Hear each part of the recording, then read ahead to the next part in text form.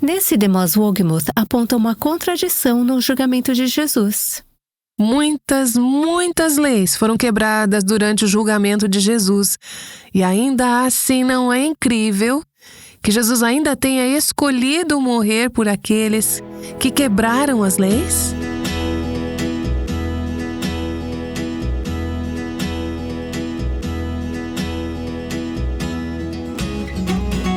Este é o Aviva Nossos Corações, com Nancy DeMoss Wogmuth, autora de Escolhendo o Perdão, na voz de Renata Santos.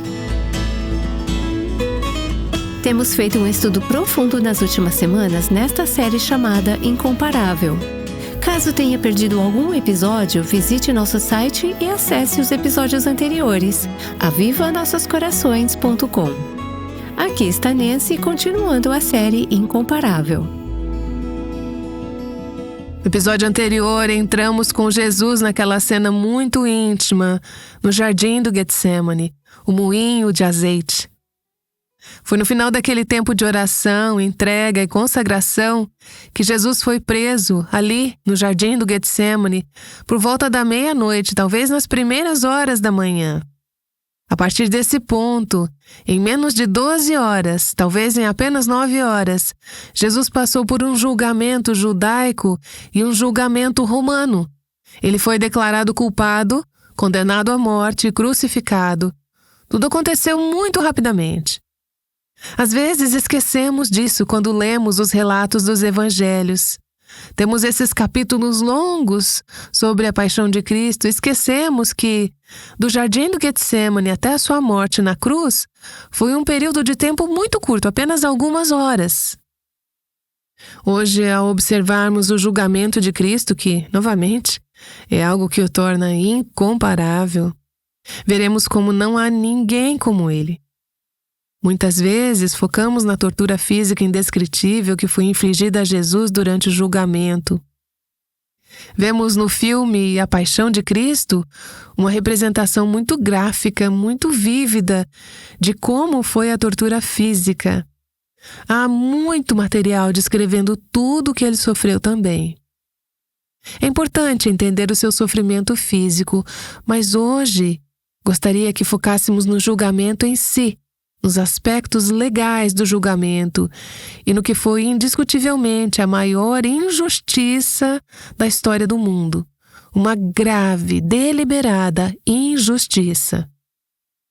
Mas em tudo isso veremos que havia um propósito e que mesmo esse julgamento, tão injusto quanto foi, era uma parte vital do plano de Deus para resgatar e redimir os pecadores.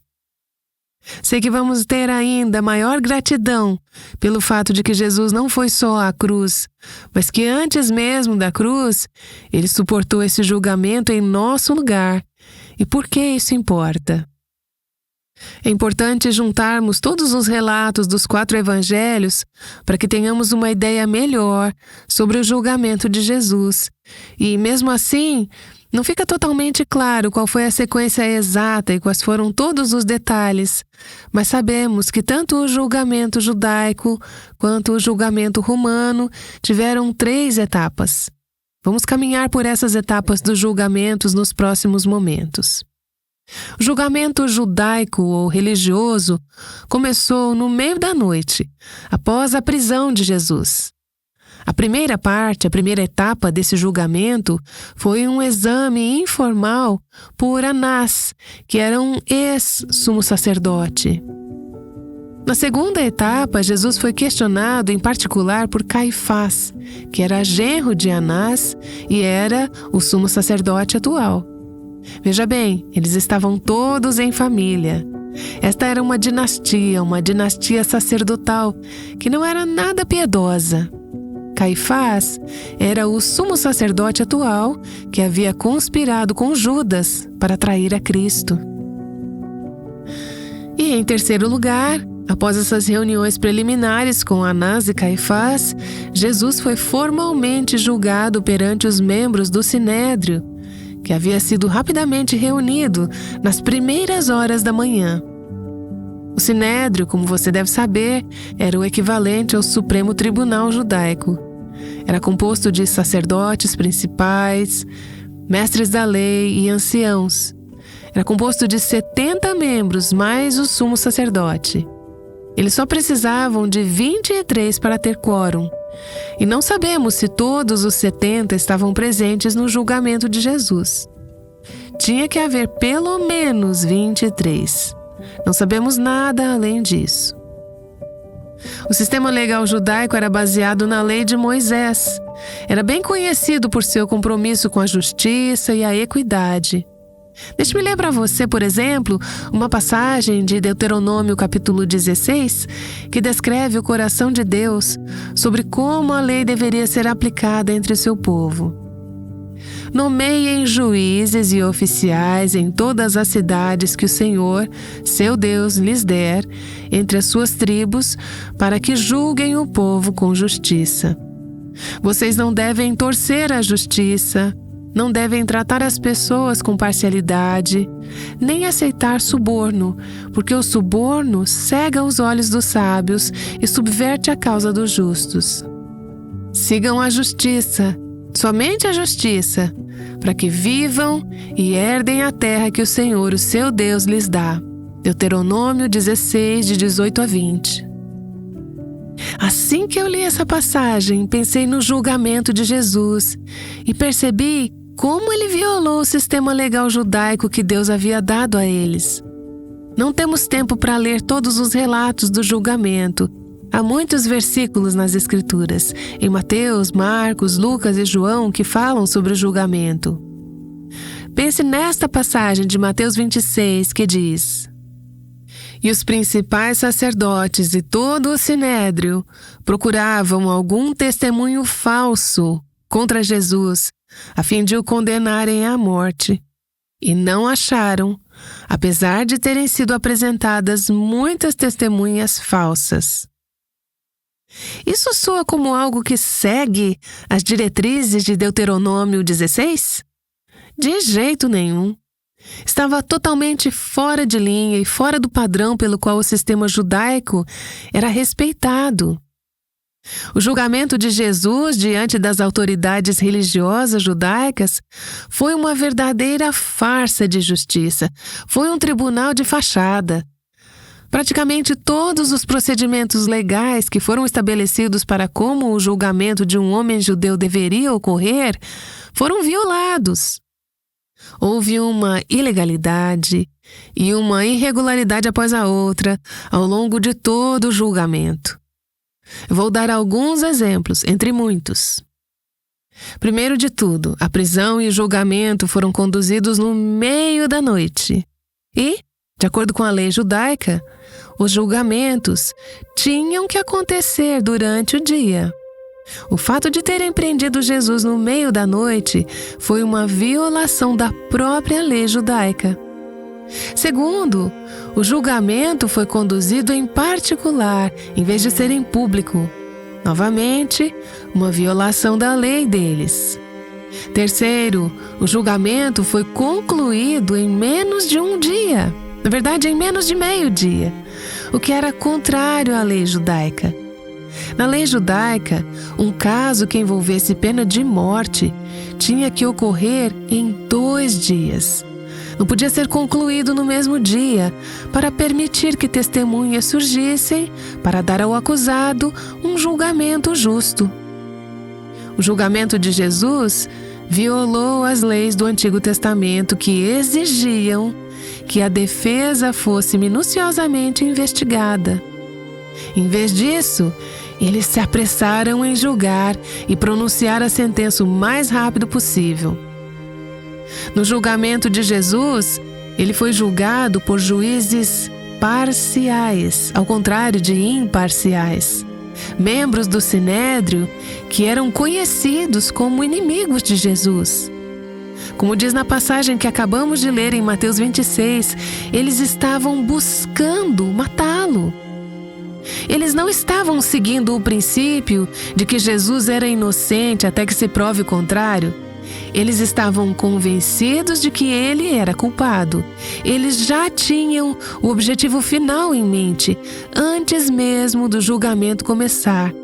E só empurraram o julgamento para alcançar o que queriam, que era matar Jesus. Portanto, esses não eram juízes imparciais de forma alguma. Além disso, Jesus foi condenado com base em seu próprio testemunho, o que era ilegal, segundo a lei judaica. Muitas leis foram quebradas durante o julgamento de Jesus, das quais acabei de mencionar algumas. E ainda assim, não é incrível que Jesus ainda tenha escolhido morrer por aqueles que quebraram as leis? Mesmo considerando o fato de que muitas leis foram quebradas enquanto ele estava a caminho de morrer por aqueles que quebraram as leis, é irônico, é incrível, é assombroso que ele tenha passado por isso. Por volta do amanhecer, depois de passar pelo julgamento judeu, uma decisão formal foi tomada para condenar Jesus à morte. No entanto, os judeus não podiam executar uma sentença de morte sem a confirmação das autoridades romanas. Esta prática está relatada em João 18:31. Então, bem no início da manhã, de acordo com Mateus 27, amarrando-o, levaram-no e o entregaram ao governador Pilatos. O exame por Pilatos foi a primeira fase do julgamento romano. Vimos o julgamento judaico, agora temos o julgamento romano, que também teve 3 fases. Pilatos era o governador romano da Judéia. Os romanos não se importavam com blasfêmia, que foi o motivo pelo qual os judeus julgaram a Jesus. O posicionamento deles era: isso é problema da sua religião, tanto faz. Portanto, os líderes judeus, quando levaram Jesus a Pilatos, mudaram as acusações de blasfêmia para sedição, que era um crime romano. Para os judeus, realmente não importava qual era a razão, eles só queriam Jesus morto. Eles inventaram acusações. Não importa o que seja necessário, qualquer coisa que tivermos que acusá-lo, qualquer testemunha falsa que tivermos que trazer, queremos ele morto. Claro, sabemos, ao estudar os evangelhos, que eles foram movidos por orgulho, ganância por poder, ganância por posição. As Escrituras nos dizem que eles foram movidos por inveja. Jesus estava ganhando seguidores que eles não tinham. E ele ainda os estava expondo. Ele os estava chamando de hipócritas e sepulcros caiados e pronunciando ais sobre eles. Havia uma inveja, e eles estavam protegendo seus próprios interesses, seu controle sobre as pessoas. Eles tinham medo de perder o controle. Esse controle que exerciam sobre as pessoas, eles colocavam as pessoas em escravidão, em vez de oferecer uma liderança libertadora. Movidos por esses motivos ocultos, disseram: queremos nos livrar dele. Para mim, isso nos mostra que, mais de 2000 anos depois do julgamento de Jesus, algumas coisas nunca mudam. Ainda hoje, pecadores incrédulos e perdidos neste mundo incrédulo e perdido farão de tudo para acabar com Cristo. Eles o odeiam porque a sua pureza expõe o pecado deles. Sua verdade expõe o engano deles. Seu reinado e direito de governar, sua autoridade, desmonta a própria autoridade e direito de governar deles e o desejo de serem Deus sobre suas próprias vidas. Essencialmente, o mundo disse naquela época o mesmo que diz agora. Não queremos que este homem governe sobre nós, é melhor que ele morra. Hoje em dia, é impressionante como outras religiões são respeitadas e protegidas. Não se pode ser politicamente correto e questionar algumas de suas crenças. Existe um respeito real por outras religiões no mundo de hoje. Ao mesmo tempo, há um esforço conjunto para acabar com Jesus. Hoje somos livres para falar livremente sobre outras religiões e coisas que não são verdadeiras, mas Se começarmos a falar que Cristo é o caminho, a verdade e a vida, seremos atacadas. Não porque eles nos odeiam, mas se odeiam, é porque odeiam a Jesus. Bem, a conclusão de Pilatos ao julgar Jesus foi simplesmente: não vejo neste homem crime algum. Não vejo nada nele que mereça a morte. Mas para os líderes judeus essa resposta não era aceitável. Eles estavam determinados. Imagine, isso foi provavelmente antes das 6 da manhã. Não sei se acordaram Pilatos ou se ele apenas começava seu dia bem cedo, mas eu posso imaginar Pilatos pensando: que dor de cabeça logo cedo, não há razão para este homem morrer, mas essas pessoas estão sedentas por sangue, elas estão decididas a se livrar dele. E os líderes judeus insistiam que aquele homem era um agitador e uma ameaça a César.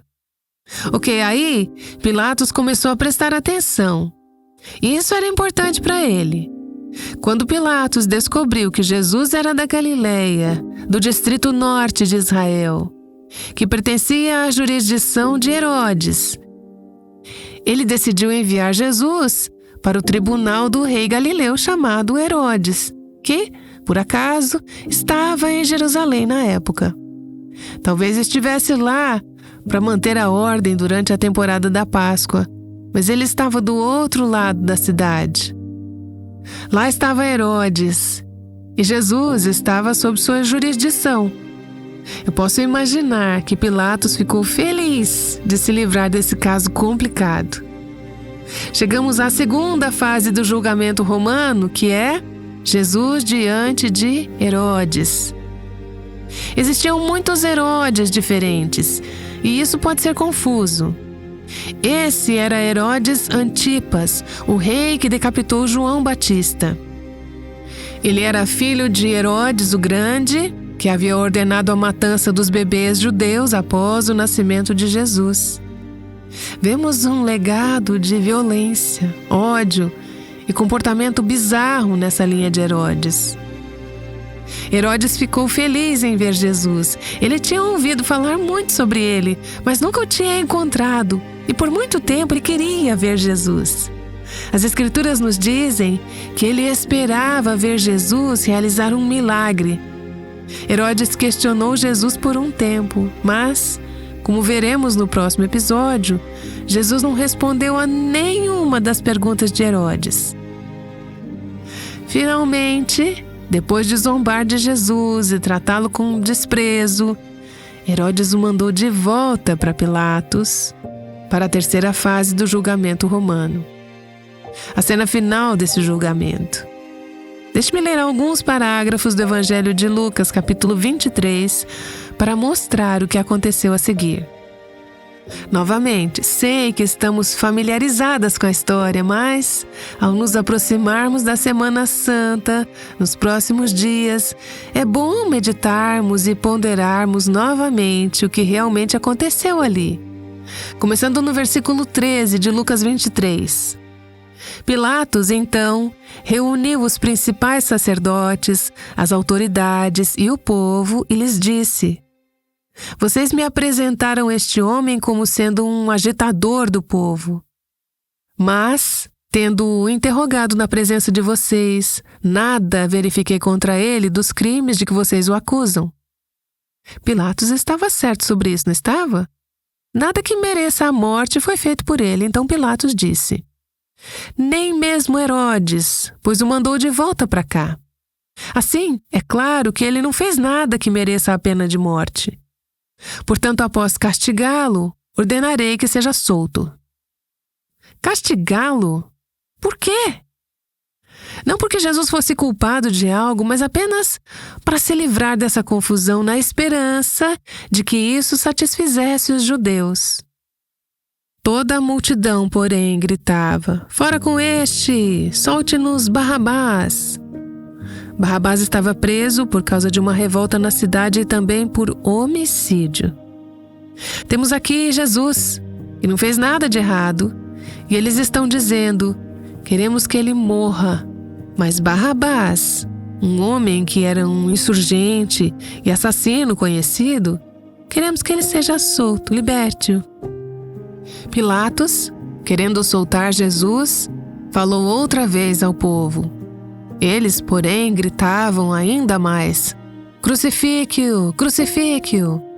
Então, pela terceira vez, Pilatos lhes perguntou: que mal fez este? De fato, não achei nada contra ele para condená-lo à morte. Portanto, depois de o castigar, mandarei soltá-lo. Mas eles insistiam com grandes gritos, pedindo que fosse crucificado. E o clamor deles prevaleceu. Então Pilatos decidiu atender-lhes o pedido. Soltou aquele que estava encarcerado por causa da revolta e do homicídio, a quem eles pediam, e, quanto a Jesus, entregou-o à vontade deles. Ao considerarmos esse julgamento com todas as suas ilegalidades e irregularidades, empurrando Jesus para o julgamento e a execução, quero sugerir alguns pontos de reflexão para os nossos corações. Primeiro, aqueles que traíram, julgaram e condenaram Jesus foram culpados de traição contra o Santo de Deus. Eles eram culpados, tanto judeus quanto romanos. Mas aqui está o que precisamos lembrar. Eles estavam cumprindo um plano que Deus havia ordenado para que pudessem ser redimidos de seus pecados. Que coisa incrível! Pensem nisso. Eles eram culpados, sem desculpas. Eles mataram a Cristo. Eles assassinaram o Santo de Deus. Mas também estavam cumprindo um plano que Deus havia colocado em prática na eternidade passada para que pudessem ter os seus pecados expiados. Em Atos capítulo 4, lemos uma oração dos cristãos após Pedro e João serem libertos da prisão. Nessa oração, eles citam o Salmo 2, que é um salmo messiânico. Eles dizem: os reis da terra se levantaram e as autoridades se juntaram contra o Senhor e contra o seu ungido, falando sobre o julgamento de Jesus. Porque, de fato, nesta cidade, Herodes e Pôncio Pilatos, com gentios e gente de Israel, se juntaram contra o teu santo servo Jesus, a quem ungiste, para fazerem tudo o que a tua mão e teu propósito predeterminaram. Isso nos mostra que, nem por um momento, os judeus ou os romanos estavam no controle final da situação. No final das contas, eles estavam cumprindo, até mesmo a ira dos homens louvará a Deus. Eles estavam cumprindo um plano sábio, amoroso e bom de Deus para a nossa redenção. Isso deve nos consolar quando sentimos que o mundo inteiro enlouqueceu e isso está nos afetando. Lembrem-se de quem realmente está no controle. Os planos de Deus não serão frustrados. Ele cumprirá seus propósitos, mesmo que tenha que usar a maldade dos homens para realizá-los. Em segundo lugar, vejo que o julgamento de Jesus é uma prova poderosa de que ele era realmente sem pecado. Se tínhamos alguma dúvida, o julgamento deixou sua inocência mais clara do que nunca. Anos depois, Paulo estava pregando em Antioquia e disse em Atos 13: e embora não achassem nenhuma causa de morte, pediram a Pilatos que ele fosse morto. Veja, Pilatos era um governador experiente. Ele sabia identificar quem era culpado e quem não era. Ele sabia que Jesus não era culpado. E até mesmo na avaliação de um líder secular e pagão, encontramos a verdade de que Jesus era de fato sem pecado. Quando aqueles em posição de autoridade pecam contra nós, abusam de seu poder e mentem, lembrar de Jesus diante de Herodes, Pilatos e do Sinédrio pode trazer conforto para nossa alma. Ele já passou por isso. Ele experimentou isso. Ele fez isso por nós, o que nos leva a um ponto muito importante. O julgamento de Jesus destaca a natureza substitutiva da obra de Cristo em nos salvar. O Santo Filho de Deus suportou esses julgamentos, mesmo que fossem falsos, como o representante dos pecadores. Ele ficou lá, em nosso lugar, carregando nossos pecados, sendo julgado por nossas falhas. No livro que mencionei anteriormente, chamado O Salvador Sofredor, de F.W. Krummacher, ele diz: o Senhor está diante de Herodes, assim como esteve diante de Anás, Caifás e Pilatos. Não era apenas para ser julgado pelos homens, mas ao mesmo tempo por Deus.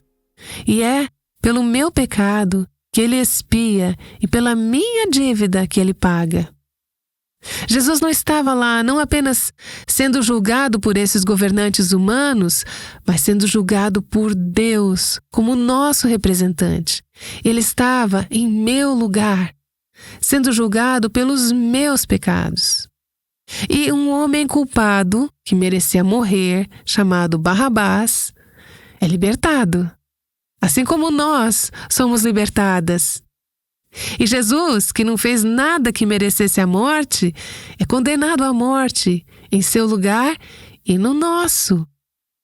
Uma imagem clara da morte substitutiva de Jesus em nosso favor. Em uma mensagem sobre o julgamento de Jesus, o Dr. John MacArthur disse que, ao considerar o julgamento de Cristo e o tratamento que ele recebeu, ele ficou maravilhado com sua graça e disse: eu merecia o julgamento, a sentença, a condenação e a execução que Cristo suportou injustamente por mim. É Deus quem deveria cuspir no meu rosto, me bater, me esbofetear e me executar. Mas Cristo tomou o meu lugar. Esse, minhas amigas, é o Evangelho. Essas são as boas novas. Um homem inocente foi julgado e punido para que homens e mulheres culpados pudessem ser libertos. Isso exige uma resposta de nós. Cada pessoa precisa tomar uma posição em relação a Jesus. Citando novamente o meu amigo Krummacher de O Salvador Sofredor, ele disse: veja a alternativa que está diante de você. Ou romper para sempre com Jesus e aprovar a sentença sanguinária do Sinédrio, ou clamar Hosana ao humilde Nazareno e cair em humildade e adoração a seus pés, como Deus manifesto em carne. Não há meio termo aqui. Como você decide? Adore-o. Curve-se diante dele, ame-o, confie nele. Ou clame, crucifica-o. Não há meio termo. E só mais um lembrete. Ao considerarmos o julgamento de Cristo, lembremos que em seu julgamento terreno Jesus foi o julgado. Mas um dia as coisas serão invertidas e ele será o juiz supremo que dará o julgamento justo. Se você confiou em Cristo como seu Salvador, que morreu em seu lugar por seus pecados e colocou a sua fé nele, então você não tem nada a temer no dia em que o juiz justo vier empunhando sua espada para vindicar toda a justiça e julgar todos os erros. Você não tem nada a temer. Mas se você rejeitou a Cristo, não acreditou nele, não confiou nele, ou está tentando se salvar, posso te dizer que você tem tudo a temer quando o juiz justo vier pronunciar seu julgamento justo. Oh Pai, como te agradecemos por Jesus ter suportado esse julgamento por nós, por nossa causa. Ele esteve lá em nosso lugar. Concede-nos, eu oro, olhos de fé renovados para ver, acreditar, nos arrepender e receber o que Ele fez em nosso lugar. Eu oro em nome de Jesus. Amém. O julgamento de Jesus foi uma injustiça. Talvez você já tenha ouvido falar sobre isso antes, mas o ensino de Nancy hoje nos levou a uma profundidade maior. E a aplicação para nós é profundamente desafiadora. Toda a série Incomparável tem sido assim. Ao ser relembrada de tudo o que aconteceu, espero que sua compreensão da história do Evangelho tenha sido enriquecida. Mais do que isso, espero que você tenha sido e continue a ser encorajada a conhecer e adorar Jesus de uma maneira mais profunda. Nancy. Essa série sobre o Cristo incomparável tem sido uma grande bênção na minha vida. Aprendi tanto sobre Jesus que jamais teria conhecido se não tivesse mergulhado em algumas dessas passagens e tópicos. Eu sou tão agradecida pela palavra de Deus. Sou grata pelos tesouros disponíveis quando buscamos na palavra de Deus. E sou grata pela oportunidade de compartilhar isso com outras pessoas. Como você reage quando alguém te acusa de algo? A maioria das pessoas se defende, mas quando Jesus foi acusado, sua resposta foi surpreendente. Vamos falar sobre isso amanhã no Aviva Nossos Corações. O Aviva Nossos Corações é o ministério em língua portuguesa do Revive Our Hearts, com Nancy DeMoss Wogemuth, chamando as mulheres à liberdade, à plenitude e à abundância em Cristo.